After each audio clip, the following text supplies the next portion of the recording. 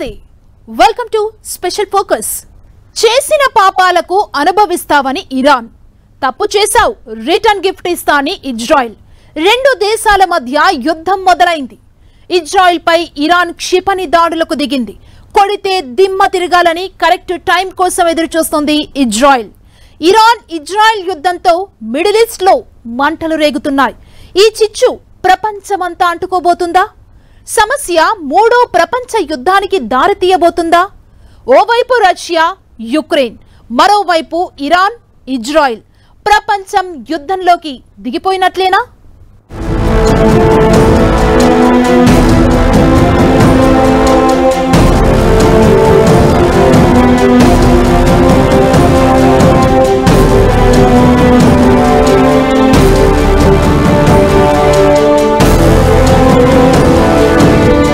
Israel పై Iran బాంబుల వర్షం. Return gift ఖాయమంటున్న Israel, అండగా నిలవాల్సిన టైం వచ్చేసిందన్న అమెరికా. రెండు దేశాల వార్ ప్రపంచ యుద్ధానికి దారి తీయబోతుందా? మూడో ప్రపంచ యుద్ధం ఖాయమా? యుద్ధం ఎక్కడో చిన్నగా పుట్టి ప్రపంచమంతా పాకి ప్రపంచాన్ని రెండుగా విడదీస్తుంది. ప్రపంచ యుద్ధానికి కారణాలు ఇంతే. ఫెర్డినాండ్ను నరికేశారని మొదలైన వార్ మొదటి ప్రపంచ యుద్ధానికి దారితీస్తే హిట్లర్ పైశాచికత్వం సెకండ్ వరల్డ్ వార్ కు కారణమైంది. అయితే ఇక మూడో ప్రపంచ యుద్ధం చూడబోతున్నామా? ఇరాన్ ఇజ్రాయెల్ వార్ మరో వరల్డ్ వార్ కు కారణం కాబోతోందా అనే భయాలు ఇప్పుడు ప్రపంచ దేశాలను వణికిస్తున్నాయి. చేసిన పాపాలకు ఫలితం అనుభవిస్తారని ఇరాన్ బాంబులతో రెచ్చిపోతుంటే రిటర్న్ గిఫ్ట్ ఖచ్చితంగా ఇస్తామని ఇజ్రాయెల్ కయ్యానికి కాలు దువ్వుతోంది. దీంతో మిడిల్ ఈస్ట్ లో మంటలు రేగుతున్నాయి. ఈ మంటలు ప్రపంచమంతా అంటుకునే ప్రమాదముందని దేశాలన్నీ భయపడుతున్నాయి. ఇరాన్ ఇజ్రాయెల్ పరిణామాలను ఆసక్తిగా గమనిస్తున్నాయి.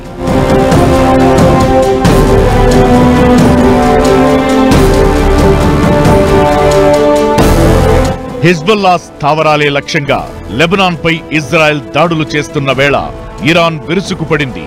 400 క్షిపణులతో ఇజ్రాయెల్ భూభాగంపై దాడి చేసింది. రాజధాని టెల్ అవీవ్ సహా ఇతర ప్రాంతాలను లక్ష్యంగా చేసుకుని ఈ దాడులకు పాల్పడింది. దీంతో ఇజ్రాయెల్ అలర్ట్ అయింది. తమ పౌరులను బాంబు షెల్టర్లకు వెళ్లాలని ఆదేశించింది. దేశంలోని అనేక ప్రాంతాల్లో వార్నింగ్ సైరన్లు మోగించింది. పౌరులు అప్రమత్తంగా ఉండాలని, ప్రభుత్వ సూచనలను పాటించాలని కోరింది. తమ దేశం జోలికి, తమ జనం జోలికి వస్తే ఇజ్రాయెల్ అంత ఈజీగా వదిలిపెట్టదు. ఇప్పుడదే చెబుతోంది కూడా. ఇజ్రాయెల్ చిన్న దేశమైన ఇరాన్ కు పెద్ద వార్నింగ్ ఇచ్చింది. ఇరాన్ పెద్ద తప్పు చేసిందని, దీనికి ఖచ్చితంగా ఫలితం అనుభవించాల్సి ఉంటుందని, రిటర్న్ గిఫ్ట్ ఇచ్చి తీరుతామని హెచ్చరిస్తోంది.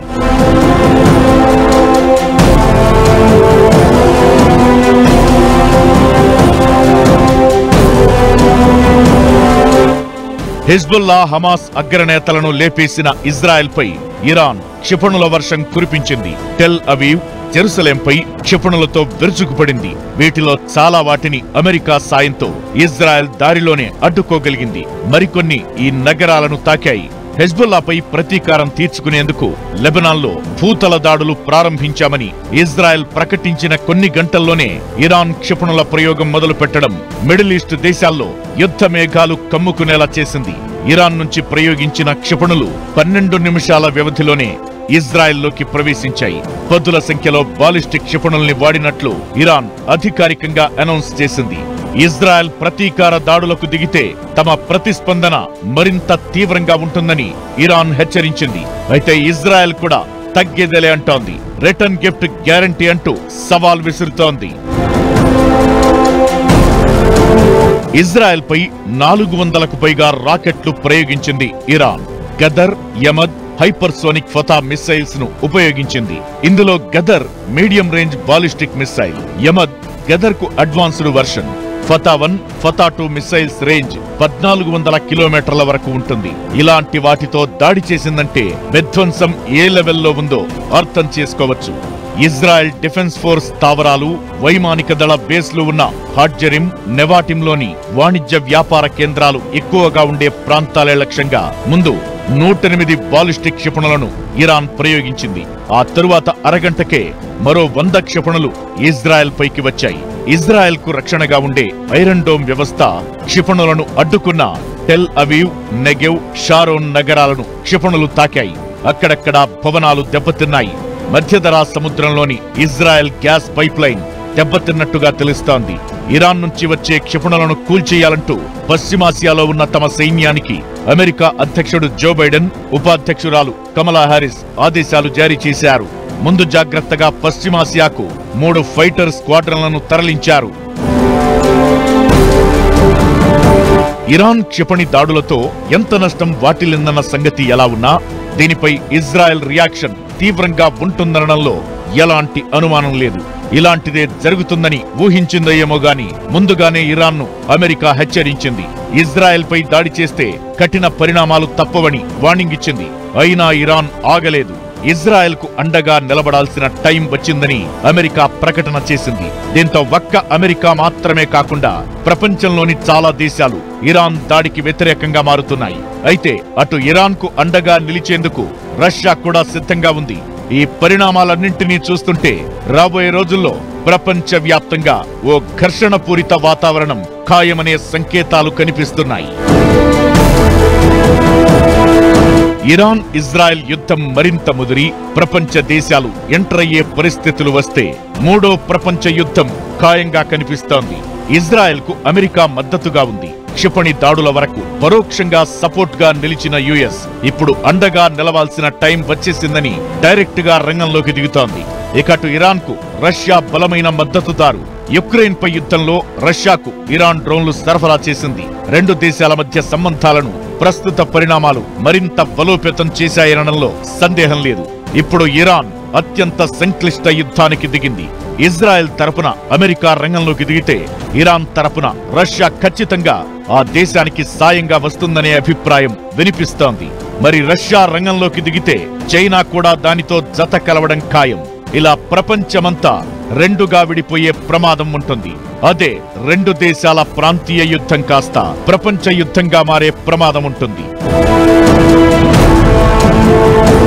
అటు ఇజ్రాయెల్ ప్రతీకారంతో రగిలిపోతోంది.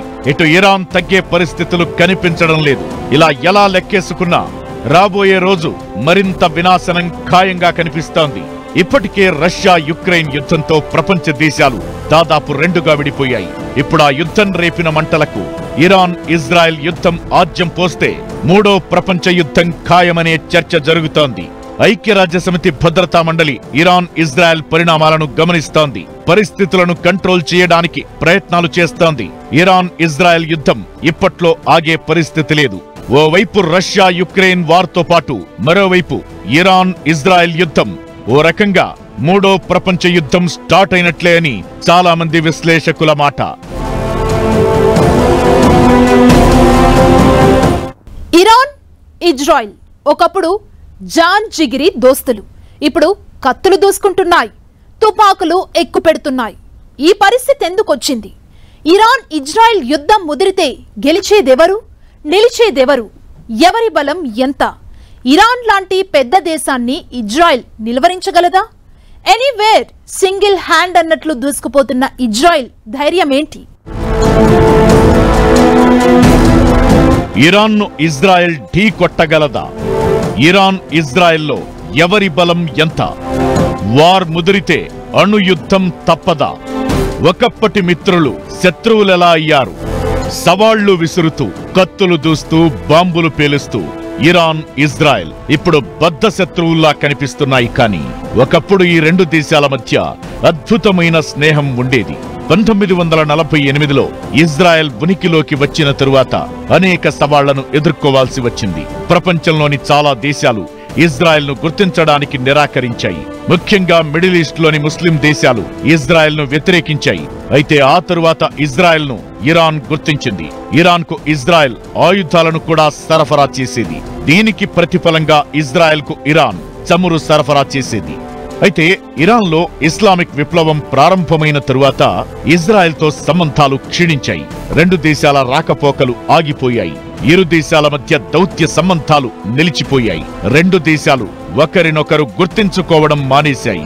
ఆ తరువాత హెజ్బొల్లా, హమాస్ కు ఇరాన్ మద్దతుగా నిలిచింది. అప్పుడు మొదలైన దూరం శత్రువులుగా మార్చేసింది. ఇప్పుడు అంతు చూసే వరకు తీసుకెళుతోంది.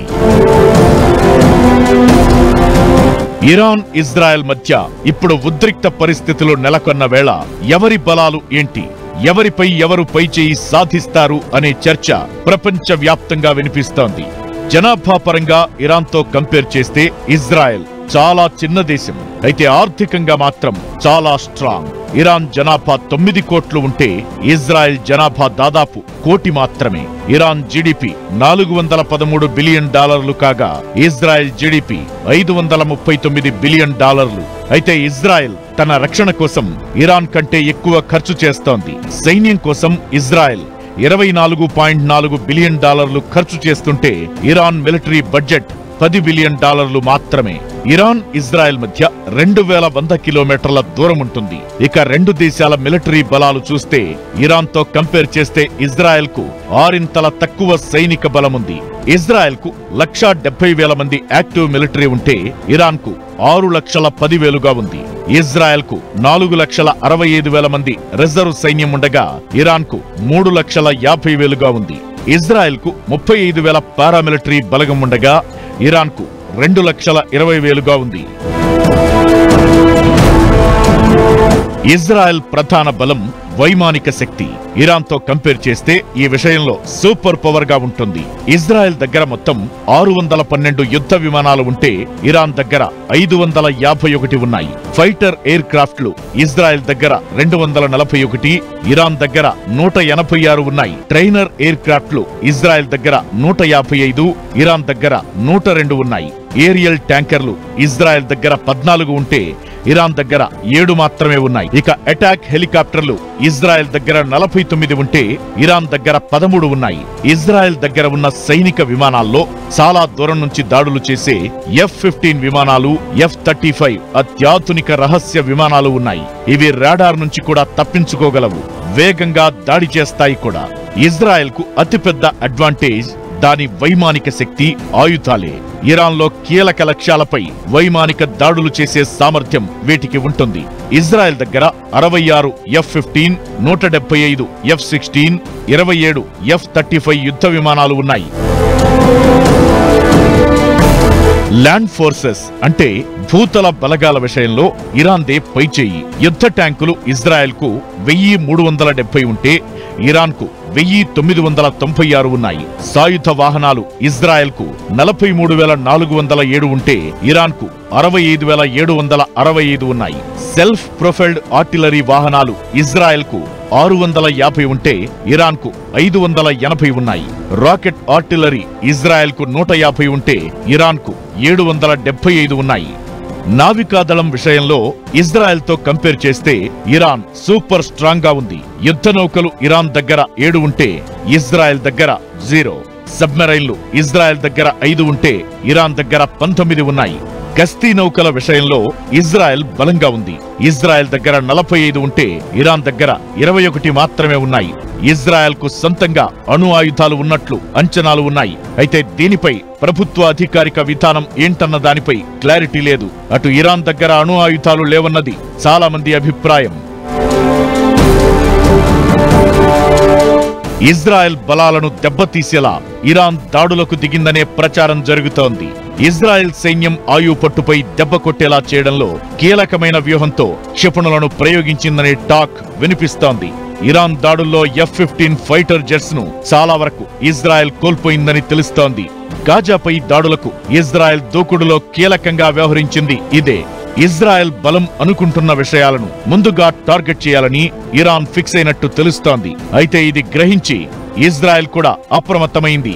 లెబనాన్ పై దాడుల సమయంలో చిన్న డైవర్షన్ ను ఇరాన్ ఆయుధంగా చేసుకుంది. మళ్లీ అలాంటి ఛాన్స్ ఇవ్వద్దని ఫిక్స్ అయింది. తమ దూకుడు ఏంటో చూపించాలని డిసైడ్ అయింది. దీంతో ఇప్పుడు యుద్ధం ఎలాంటి మలుపు తీసుకుంటుందన్నది ఆసక్తికరంగా మారింది.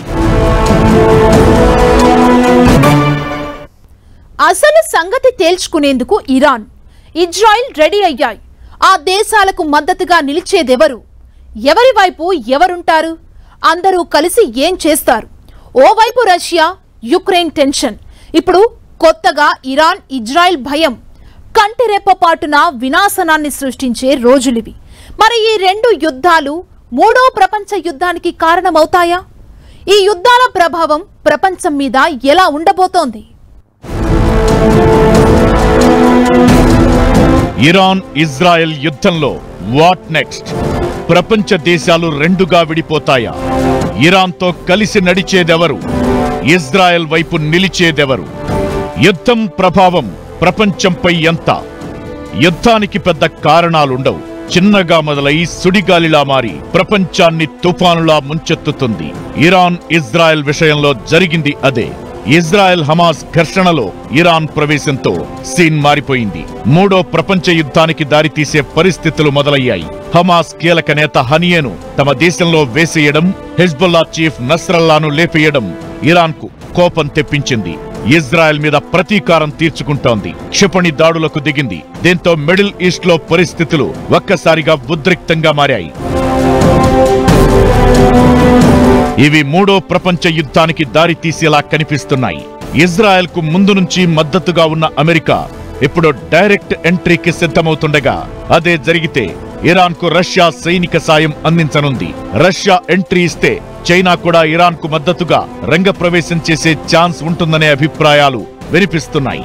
డ్రాగన్ కంట్రీ డైరెక్ట్ గా రాకపోయినా మాట సాయమైనా చేసే ఛాన్స్ ఉంది. ఇజ్రాయెల్ తరపున అమెరికా, తర్వాత నార్త్ అట్లాంటిక్ ట్రీటీ ఆర్గనైజేషన్స్ కానీ, యూరోపియన్ యూనియన్ కంట్రీస్ కానీ సపోర్ట్ చేస్తా ప్రపంచం రెండు గ్రూపులుగా విడిపోయి ఈ ఇరాన్ ఇజ్రాయెల్ వారు మూడో ప్రపంచ యుద్ధంగా దారితీసే అవకాశాలు కూడా మెండుగానే కనిపిస్తున్నాయి. 1979లో ఇస్లామిక్ విప్లవం తరువాత ఇరాన్ తన ప్రాబల్యాన్ని పెంచుకోవడానికి లెబనాన్లో హిజ్బుల్లా, యెమెన్లో హౌతీలు, గాజాలో హమాస్, పాలస్తీనియన్ ఇస్లామిక్ జిహాద్ గ్రూప్, ఇరాక్లో షియా మిలీషియా గ్రూపులతో ఒక ప్రాక్సీ నెట్వర్క్ ఏర్పాటు చేసుకుంది. దాన్ని ది యాక్సిస్ ఆఫ్ రెసిస్టెన్స్ అని పిలుస్తారు. ఈ కూటమిని ఎదుర్కోవాలంటే అమెరికా, యూకే వంటి దేశాలతో అబ్రహాం కూటమిని ఏర్పాటు చేసి కలిసికట్టుగా పోరాడాలన్నది ఇజ్రాయెల్ ఆలోచన. నిజానికి ఈ ఏడాది ఏప్రిల్లో ఇరాన్ దాడిని అమెరికా, బ్రిటన్, ఫ్రాన్స్, జోర్డాన్ దేశాల సాయంతో ఇజ్రాయెల్ ఎదుర్కొంది. ఇప్పుడు కూడా అమెరికా, యూకేతో నాటో తరహాలో ఒక కూటమిగా ఏర్పడి ఎదుర్కోవాలని ఇజ్రాయెల్ ప్లాన్. అబ్రహాం కూటమి ఏర్పాటు అందుకే. దీనికి సంబంధించి ఇప్పటికే ఆ దేశ రక్షణ మంత్రులతో ఇజ్రాయెల్ చర్చలు జరిగాయి కూడా. ఇరాన్ దాడుల తరువాత ఇప్పుడు ఇజ్రాయెల్ కు అండగా నిలవాల్సిన టైం వచ్చిందన్న అమెరికా పిలుపుతో ఇప్పుడు ఆ దేశాలన్నీ ఇజ్రాయెల్ కు మద్దతుగా ముందుకొచ్చే అవకాశాలు ఉన్నాయనే చర్చ జరుగుతోంది. ఇజ్రాయెల్ ఒక స్పెక్టాక్యులర్ అటాక్ చేస్తాది అని ఇరాన్ కూడా మనం అనుకోవచ్చు. స్పెక్టాక్యులర్ అటాక్, ఏదో ఊరుకునే బాంబులు గిమ్మలేసి కాదు, స్పెక్టాక్యులర్ అటాక్ చేస్తారు. ఈ అవకాశం వాడుకుంటుంది. హెజ్బుల్లా చీఫ్ ని చంపేశారు, హమాస్ చీఫ్ ని ఇరాన్ లో చంపేశారు. సో ఇది ఇది ఆపర్చునిటీ, ఈ అగ్రెషన్, గాజా అగ్రెషన్ వాడుకుంటారు. ఇజ్రాయెల్ మీద 400 క్షిపణులు ప్రయోగించింది ఇరాన్. ఇజ్రాయెల్ అంత ఈజీగా వదిలిపెట్టే అవకాశం లేదు. ఎవరిది పై చేయి అవుతుందన్న సంగతి ఎలా ఉన్నా ఇరాన్ పై ఇజ్రాయెల్ దాడులు మొదలు పెడితే అల్లకల్లోలం తప్పదు. ఈ యుద్ధంలో చాలా దేశాలు జోక్యం చేసుకునే అవకాశం ఉంటుంది. ఇజ్రాయెల్ కి మద్దతుగా అమెరికా రావచ్చు. కొన్ని ముస్లిం దేశాలు ఇరాన్ కు మద్దతుగా ఉంటాయి. అమెరికా ఒక్కసారి యుద్ధంలోకి వస్తే తరువాత బ్రిటన్, ఫ్రాన్స్ కూడా ఇజ్రాయెల్ కు మద్దతిస్తాయి. ఇదే ఇప్పుడు ప్రపంచాన్ని భయపెడుతోంది. రష్యా యుక్రెయిన్ యుద్ధంతో దేశాల మధ్య తెలియకుండానే గీతలు వచ్చేశాయి. అలాంటిదిప్పుడు ఇరాన్ ఇజ్రాయెల్ మంటలతో ఆ పరిస్థితి మరింత దిగజారే అవకాశం ఉంటుంది. అదే జరిగితే మూడో ప్రపంచ యుద్ధం ఖాయం. వరల్డ్ వార్ స్టార్ట్ అయితే ఆ వినాశనం ఊహించడానికి కూడా ధైర్యం చెయ్యలేని పరిస్థితి. యుక్రెయిన్ పై రష్యా 2.5 ఏళ్లుగా యుద్ధం కొనసాగిస్తోంది. ఈ ప్రభావం చమురు, ఆహార ధరలపై పడింది. ఇరాన్ హమాస్ ఘర్షణ ఏడాదిగా నడుస్తోంది. ఇప్పుడు ఇరాన్ ఎంట్రీతో సమరం మరింత ముదిరింది. చమురు నిల్వలు అధికంగా ఉన్న ఇరాన్, రష్యా పూర్తిగా యుద్ధంలోకి తలమునకలైతే పరిస్థితి ఊహించలేం. ఇప్పటికే మధ్యధరా సముద్రంలో చమురు పైప్ లైన్ దెబ్బతిందన్న ప్రచారం జరుగుతోంది. ఈ దేశాల ప్రభావం ప్రపంచం మీద ఎలా ఉన్నా ఈ దేశాలు ప్రపంచ యుద్ధానికి కారణం అయితేనే ప్రమాదం. టెక్నాలజీ పెరిగింది. కంటి రెప్ప మూసి తెరిచేలోపు ఎక్కడో ఉండి ఇంకో చోటును నాశనం చెయ్యొచ్చు. మూడో ప్రపంచ యుద్ధమే వస్తే ప్రపంచమంతా హిరోషిమా నాగసాకిలా తయారయ్యే ప్రమాదముంది. థర్డ్ వరల్డ్ వార్ ఎలా జరుగుతుందో గాని నాలుగో ప్రపంచ యుద్ధం మాత్రం కర్రలతో రాళ్లతో చేసుకోవాల్సి వస్తుంది. యుద్ధం ఏదో ఒక రోజు ముగుస్తుంది. అది జరిగి తీరుతుంది కూడా. ఆ యుద్ధం మిగిల్చే విషాదమే కొన్ని తరాలను వెంటాడుతుంది, వేధిస్తుంది. రాజులు రాజ్యాల నుంచి దేశాలు అధినేతల్లాగా ప్రపంచం మారిపోయినా యుద్ధానికి కారణాలు మాత్రం ఎప్పుడూ ఒకేలా ఉంటాయి. అహం, విస్తరణ కాంక్ష ఇవే యుద్ధాలకు దారితీస్తాయి. రెండు ప్రపంచ యుద్ధాల్లో జరిగింది అదే. ఇప్పుడు రష్యా యుక్రెయిన్, ఇరాన్ ఇజ్రాయెల్ విషయంలోనూ అదే కనిపిస్తోంది. ఈ రెండు దేశాల మధ్య యుద్ధం ప్రపంచ యుద్ధానికి దారి తీస్తే ఈ చరిత్ర చెప్పడానికి చెప్పుకోవడానికి కూడా ప్రపంచం ఉండదు. ఈ పరిస్థితి రావద్దంటే అగ్రదేశాలు జోక్యం చేసుకోవాలి. ఐక్యరాజ్య సమితి యాక్టివ్గా ఉండాలి. లేదంటే ప్రపంచం రెండుగా విడిపోయి యుద్ధానికి దిగుతుంది.